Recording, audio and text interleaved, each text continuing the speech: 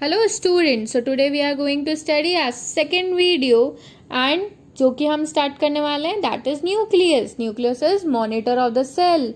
हमने last time हमारा last video के अंदर plasma membrane and cell wall completely समझ लिया था. अब हम न्यूक्लियस को समझने वाले हैं that is the another component of the cell with cytoplasm और बाकी हम सेल ऑर्गेनल्स को स्टडी करेंगे.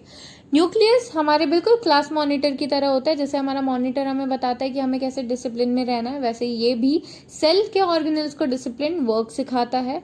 It was discovered by Robert Brown in 1831. Robert Hooke and Robert Brown में हमें कंफ्यूज नहीं होना है. रॉबर्ट हुक ने सेल डिस्कवर किया था, रॉबर्ट ब्राउन ने न्यूक्लियस डिस्कवर किया है. Also known as director of the cell. ये डायरेक्टर ऑफ द सेल भी बोले जाते हैं. डायरेक्टर क्यों? जैसे कि मूवी शूटिंग का डायरेक्ट जो होता है वो डायरेक्टर करते हैं, वैसे ही सेल ऑर्गेनल्स का फंक्शन ये डायरेक्ट करते हैं. Made up of 4 components. First is nuclear membrane. उसकी जो न्यूक्लियस की आउटर मेम्ब्रेन होती है उसे न्यूक्लियर मेम्ब्रेन बोला जाता है. न्यूक्लियोलस, जो न्यूक्लियस होता है उसके अंदर एक बहुत ही मेन एक ऑर्गेनल होता है जिसे हम न्यूक्लियोलस बोलते हैं. एंड न्यूक्लियर क्रोमेटिन, जो क्रोमेटिन मटेरियल होता है that is chromosome. And lastly nucleopore. So आपको बाहर की तरफ ब्लू कलर की सरफेस दिख रही होगी, पर्पल कलर की एक लाइनिंग है, that is nuclear membrane. Nucleus की जो बाहर की तरफ मेम्ब्रेन होती है, जो एनवायरमेंट की टुवर्ड्स फेस करती है, हम उसे बोलते हैं आउटर न्यूक्लियर मेम्ब्रेन. एंड जो अंदर की तरफ फेस करती है उसे हम बोलते हैं इनर न्यूक्लियर मेम्ब्रेन.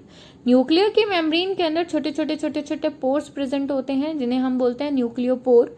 न्यूक्लियोपोर का फंक्शन होता है ट्रांसपोर्टेशन में हेल्प करना. अंदर की तरफ जो गोल से स्ट्रक्चर आपको दिख रहा है बेटा, ये सबसे मेन स्ट्रक्चर होता है न्यूक्लियोलस. न्यूक्लियोलस ही राइबोसोम्स प्रोडक्शन करता है and ribosomes he protein production कर पाते हैं.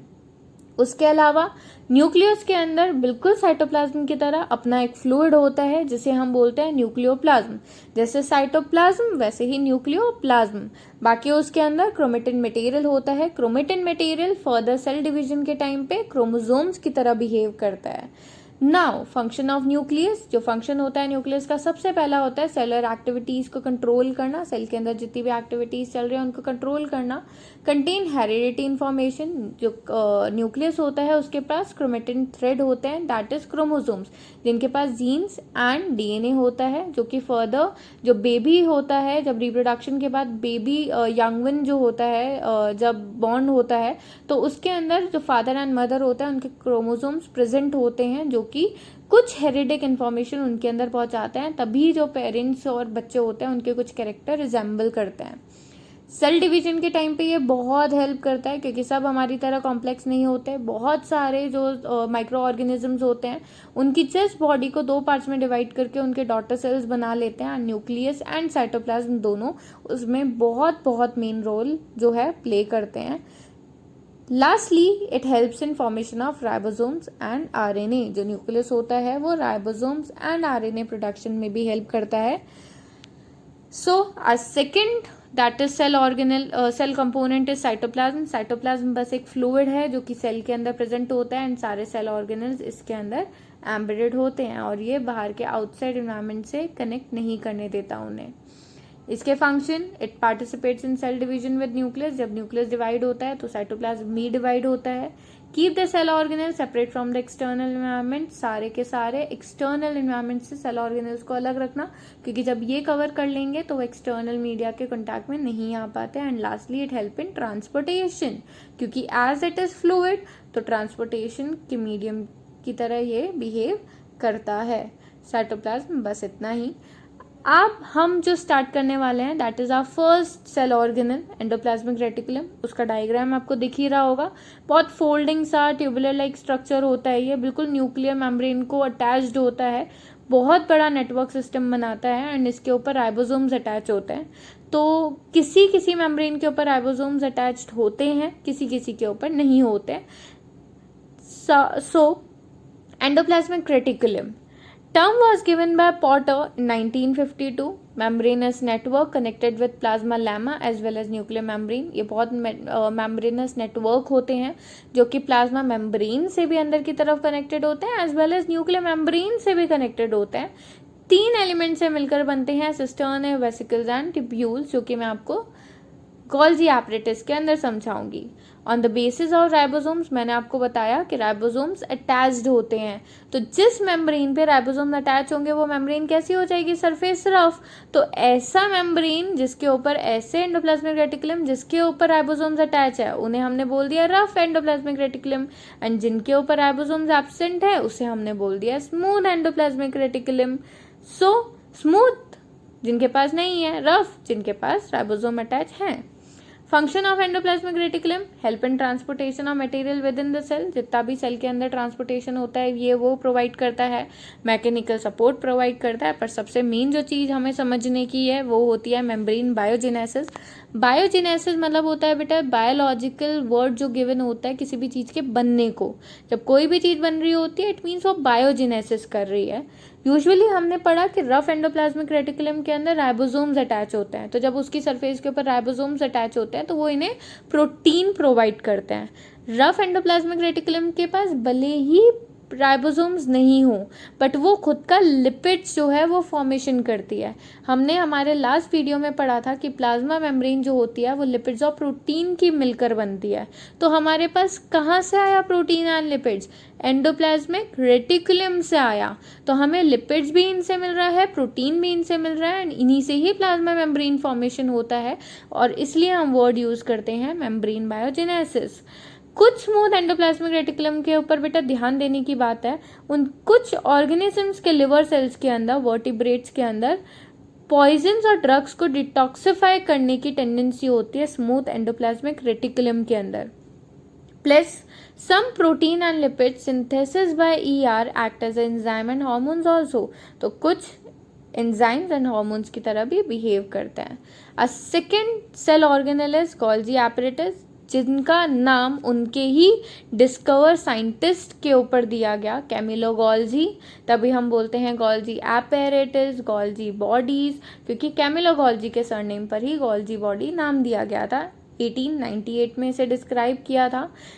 यूजुअली जो एनिमल सेल होते हैं उसके अंदर तो ये एक्चुअल अपने फॉर्म में होते हैं, बट प्लांट्स के अंदर ये स्कैटर्ड फॉर्म में होते हैं, जिन्हें हम बोलते हैं डिक्टियोसोम्स। इनके स्ट्रक्चर 4 चीज़ें कंसिस्ट करते हैं, cisterns, vacuoles, vesicle and tubules. So वो हम फर्दर इनका जो डायग्राम होगा जब वो स्टडी करेंगे तो उसमें पढ़ेंगे। मेनली तो हमें उनके साइंटिस्ट का नाम बहुत अच्छे से याद रखना है, कैमिलो गोल्जी, भूलना बिल्कुल भी नहीं है। So here the diagram of Golgi apparatus, ये जो फोल्डिंग्स लाइक आपको दिख रहा है, कॉर्नर पे आपको सेक लाइक स्ट्रक्चर दिख रहे होंगे, फिल्ड स्ट्रक्चर गोल गोल से राउंड से, उन्हें बोला जाता है सिस्टर्नी। ये राइट एंड लेफ्ट दोनों तरफ बिल्कुल सेम होती है। बीच का जो लंबा सा स्ट्रक्चर है इसे बोला जाता है टिब्यूल्स। जो गोल गोल से जो स्ट्रक्चर हैं इन्हें बोला जाता है वेसिकल्स। बहुत बार बेटा जो एंडोप्लाज्मिक रेटिकुलम होता है वो कुछ अपने डाइजेस्टिव एंजाइम्स रिलीज करता है और वो इस वेसिकल्स के अंदर फिल्ड हो जाते हैं, तो ये बिल्कुल लाइसोसोम्स की तरह एक्ट करता है। तो हमें बहुत अच्छे से याद रखना है कि गोल्जी बॉडीज लाइसोसोम फॉर्मेशन करती हैं। ओके, डायग्राम तो हमें बोलना ही नहीं है। सिस्टर्नी कॉर्नर्स हैं, वेसिकल्स वो गोल गोल से जो डिटैच हो जाते हैं, लंबे से टिब्यूल्स। इनका जो मेन फंक्शन होता है, हमें ये थोड़ा डिटेल में फंक्शन लिखवाए जाते हैं ताकि हम आंसर अच्छे से डिटेल में लिख पाएँ, पर हमें 3 इनके मेन फंक्शन बहुत अच्छे से याद रखने हैं। पहला होता है पैकेज और डिस्पैचिंग करना। यूजुअली इनका काम होता है चीज़ों को पैक करना। जब भी कोई चीज़ें स्टोर करनी होती हैं या थोड़े से काम की नहीं होती हैं तो ये उन चीज़ों को पैक करते हैं, एंड जैसे ही किसी भी ऑर्गेनल को उसकी ज़रूरत पड़ती है ये उसे डिस्पैच कर लेते हैं। सेकेंड, ये बिल्कुल एक मॉडिफिकेशन और मैन्युफैक्चर की तरह बिहेव करते हैं। जब भी कोई बहुत सारा लाइक शुगर होता है या कोई भी कंपाउंड, कोई भी एक्स्ट्रा चीज़ होती है, तो ये उससे क्या करते हैं, कॉम्प्लेक्स चीज़ में कन्वर्ट कर लेते हैं ताकि वो जगह जो वो एरिया कवर कर रहा था वो एरिया उसका कम कवर हो जाए। बहुत बार ये कॉम्प्लेक्स शुगर को सिंपलर शुगर में भी कन्वर्ट करते हैं एंड बहुत बार सिंपल शुगर्स को कॉम्प्लेक्स में भी चेंज करते हैं। ऑल्सो फॉर्म लाइसोसोम, जो कि मैंने आपको डायग्राम समझाते वक्त ही बताया था कि लाइसोसोम फॉर्मेशन ये कैसे करते हैं। सो ये स्टोरेज में भी हेल्प करते हैं। ऑब्वियसली बात है, बड़ा नेटवर्क सिस्टम बनाते हैं तो लाइक एंडोप्लाज्मिक रेटिकुलम के साथ ये स्टोरेज वर्क भी करते हैं। जब हमने बात लाइसोसोम की करी है तो हमें पता होना चाहिए कि जब लाइसोसोम होते क्या हैं। बेटे ये डिस्पोजल सिस्टम होते हैं सेल के, इनके अंदर डाइजेस्टिव एंजाइम फिल होते हैं जो कि एंडोप्लाज्मिक रेटिकुलम से इन्हें मिलते हैं। ये क्या करते हैं, जितने भी वार्म आउट सेल ऑर्गेनल्स होते हैं जो ढंग से काम नहीं कर रहे होते हैं, कोई फॉरेन मटेरियल आया, फूड आया, उन्हें डाइजेस्ट करेंगे, वेस्ट को डाइजेस्ट करने का काम, बाहर निकालने का काम ये लाइसोसोम का होता है। मेम्ब्रेन बाउंड स्ट्रक्चर होते हैं इनके पास, छोटे छोटे सेक स्ट्रक्चर होते हैं इनके इनर मेम्ब्रेन के अंदर, जो कि डाइजेस्टिव एंजाइम्स को रिलीज करते हैं, एंड यही डाइजेस्टिव एंजाइम फर्दर डाइजेशन में हेल्प करती है। राइट नाउ हम लोग इनके फंक्शंस पढ़ेंगे। इनके फंक्शंस बहुत इजी होते हैं, लाइसोसोम का कोई ज़्यादा डिटेल फंक्शन नहीं होता है। It breaks the foreign material, अंदर आने वाले फॉरेन मटेरियल लाइक फूड वगैरह जो भी होता है उसको डाइजेस्ट करता है। पावरफुल डाइजेस्टिव एंजाइम्स होते हैं इनके पास, जो कि रफ एंडोप्लाज्मिक रेटिकुलम रिलीज करते हैं एंड इनको देते हैं। ये बड़े से बड़ा ऑर्गेनिक सब्सटेंस कोई सा भी आ जाए उनको ब्रेक कर सकते हैं। During the disturbance in seller metabolism, जैसे कभी कोई सेल डैमेज हो गई, कोई सेल ऑर्गेनल वर्क नहीं कर रहा, कोई कंपोनेंट खराब हो गया, तो ये खुद ही उस पूरे के पूरे सेल को एनगल्फ कर जाते हैं एंड खुद बर्स्ट हो जाते हैं। I mean, हम अभी बहुत सारा सुसाइड के बारे में पढ़ते हैं तो हम यही बोलते हैं ना कि सुसाइड मतलब खुद की जान खुद ले लेना, जो कि बहुत गलत है। बट लाइसोसोम एक अच्छा काम करता है, वो ये फोकट का सुसाइड नहीं करता है। वो एक्चुअली क्या करता है, जो टर्न आउट के वार्म आउट सेल्स हैं और जो उन्हें पता है कि वो अंदर की तरफ प्रॉब्लम कॉज कर सकते हैं, ये उनको इनटेक करके बर्स्ट हो जाता है। इसलिए हम इन्हें बोलते हैं suicide bag of a cell. तो हमें बहुत अच्छे से याद रखना है कि माइटोकॉन्ड्रिया को powerhouse of the cell बोला जाता है एंड लाइसोसोम को suicidal bag of a cell बोला जाता है। ओके, सो आई होप आपको फंक्शंस तो लाइसोसोम के बहुत अच्छे से याद हो गए होंगे, सुसाइड वर्ड से ही याद हो गया होगा। Now will come to our next cell organelle, that is mitochondria. अभी जैसे ही माइटोकॉन्ड्रिया को याद किया, देखो माइटोकॉन्ड्रिया आ गया नेक्स्ट सेल ऑर्गेनल। माइटोकॉन्ड्रिया को powerhouse of the cell बोला जाता है। इसका काम होता है एनर्जी प्रोडक्शन करना। नाउ उसका स्ट्रक्चर पहले समझ लेते हैं। ये डबल मेम्ब्रेन स्ट्रक्चर बनाता है, लेकिन इनके पास भी as similar to nucleus double membrane होती है। Outer mitochondrion membrane, inner mitochondrion membrane. Outer जो होती है वो बिल्कुल पोरस होती है, सीधी सी एंड ऐसे करके, पर अंदर की जो मेम्ब्रेन होती है वो बहुत डीपली फोल्डेड होती है। These folds create a large surface for ATP generating। ATP बेटा एक एनर्जी फॉर्म होता है, और ये उसको जब भी आप सुनो ना कि कोई चीज़ बहुत फोल्डिंग में मिल रही है किसी बॉडी या ऑर्गेनल्स के अंदर, तो समझ जाना कि वो उसका सरफेस एरिया इंक्रीज ही कर रही है ताकि बहुत सारी एनर्जी बन पाए, क्योंकि एनर्जी तो सबको चाहिए, तभी तो हम कितना खाना खाते जाते हैं just to derive energy. So mitochondria का डायग्राम जो होता है वो बिल्कुल लाइक ईजी सा होता है, बट बहुत बार जो टीचर्स होते हैं उसके डायग्राम को पूछ लेते हैं, ये एज एन इम्पॉर्टेंट माना जाता है। तो बाहर की तरफ ये जो ब्राउन लेयर दिख रही है बेटा, ये आउटर मेम्ब्रेन है, और ये अंदर की तरफ जो आपको बहुत सारी फोल्डिंग्स में दिख रही है वो इनर मेम्ब्रेन है। ब्लू कलर का जो आपको ये फ्लूइड दिख रहा है ये मैट्रिक्स होता है, माइटोकॉन्ड्रिया का अंदर का फ्लूइड। जैसे साइटोप्लाज्म, जैसे न्यूक्लियोप्लाज्म, वैसे ही मैट्रिक्स। तो हमने यहाँ पे माइटोप्लाज्म अच्छा नहीं लगता, सूट नहीं करता, तो हमने क्या नाम दे दिया इसको, बहुत कूल सा नाम दे दिया, दैट इज मैट्रिक्स। अंदर की तरफ जो फोल्डिंग्स होती हैं उन्हें हम क्रिस्टे बोलते हैं। Now will come to our functions of mitochondria. The energy required, जितनी भी अलग अलग एक्टिविटीज़ के लिए एनर्जी रिक्वायर्ड होती है वो सब हमें माइटोकॉन्ड्रिया से मिलती है। माइटोकॉन्ड्रिया एटीपी बनाता है। एटीपी लाइक हमेशा एनर्जी को, किसी चीज़ को जलाओगे तो एकदम से आप उस गैस को नहीं एब्जॉर्ब कर सकते हो, उस हीट को एब्जॉर्ब करके नहीं रख सकते हो बहुत टाइम तक।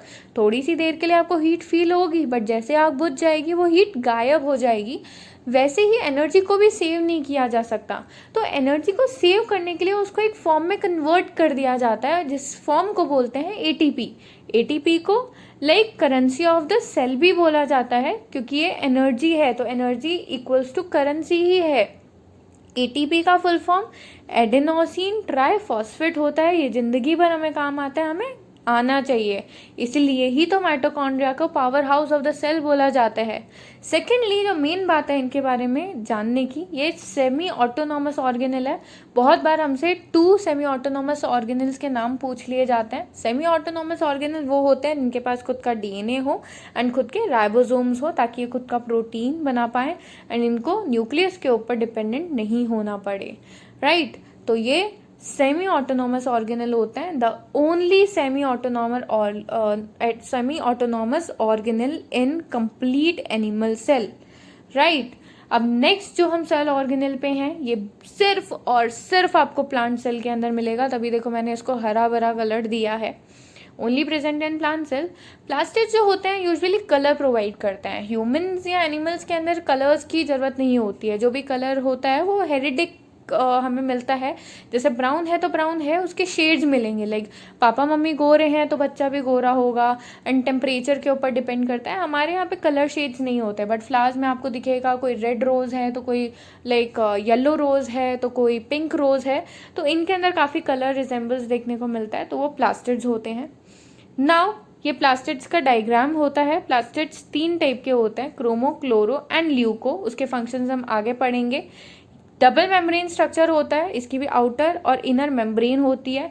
ये जो गोल से स्ट्रक्चर दिख रहे हैं ना बेटा, ये स्टोरिंग सैक होते हैं, इनके अंदर स्टोर्ड होते हैं पिगमेंट्स, जो भी कलर होता है। फंक्शन ऑफ प्लास्टिड्स, जो प्लास्टिड्स होते हैं उनका फंक्शंस सबसे पहला हम पढ़ते हैं क्लोरोप्लास्ट के अंदर। बेटा क्लोरोप्लास्ट के अंदर सिर्फ और सिर्फ ग्रीन कलर का पिगमेंट होता है, ये ग्रीन कलर प्रोवाइड करते हैं फोटोसिंथेसिस के लिए, एंड आपको पता है कि फोटोसिंथेसिस के लिए क्लोरोफिल बहुत ज़्यादा जरूरी है, एंड वो हमें इस क्लोरोप्लास्ट से ही मिलता है, ताकि जो प्लांट्स हैं वो फूड बना सके। तभी हम बोलते हैं कि जिनके पास ग्रीन कलर नहीं वो खाना नहीं बना सकते खुद का। क्रोमोप्लास्ट होता है बेटा कलरफुल, येलो, ग्रीन, ऑरेंज, तो जितने भी पिगमेंट्स होते हैं, जितने भी फ्लावर्स के कलर होते हैं डिफरेंट डिफरेंट, जो हम लाइक जो सुंदरता बढ़ाते हैं, ब्यूटी बढ़ाते हैं हमारे एनवायरनमेंट की, तो वो क्रोमोप्लास्ट की वजह से ही होता है। ल्यूकोप्लास्ट जो होता है ये थर्ड टाइप ऑफ प्लास्टिड होता है, पर ये कलरलेस या फिर वाइट कलर के होते हैं, तो वो क्या करते हैं, सिर्फ मिनरल्स को स्टोर करके रखते हैं। वैक्यूल्स, जब स्टोरेज की बात हो रही है तो वैक्यूल सबसे आगे आता है। वैक्यूल्स यूजुअली सिर्फ और सिर्फ स्टोरिंग का वर्क में सबसे ज़्यादा काम में आते हैं। ये प्लांट्स के अंदर सबसे ज़्यादा लार्ज शेप में पाए जाते हैं, जबकि एनिमल सेल के अंदर या तो होते ही नहीं है या तो बहुत छोटी छोटी साइज में प्रेजेंट होता है, क्योंकि हमें स्टोर करने की ज़्यादा ज़रूरत नहीं होती है, पर प्लांट्स को होती है। तो vacuoles are storage sac for solid and liquid content. They are small sized in animal cell while plant cell have large vacuoles. Its main function is to store food and water. So vacuoles ज़्यादातर plants में होते हैं ताकि वो storing work कर सकें। And usually plant के अंदर जब भी आप प्लांट सेल देखोगे तो सबसे बीच में आपको न्यूक्लियस देखने को नहीं मिलेगा, वैक्यूल देखने को मिलेगा। So at this complete chapter is over. कुछ डिफ्रेंशिएट बच गए हैं जो कि मैं आपको डिफ्रेंशिएट नेक्स्ट वीडियो में शेयर करूंगी। Thank you for watching. कोई भी फीडबैक हो please do not fair to share to me, and share these videos, link with your family ones also. Thank you.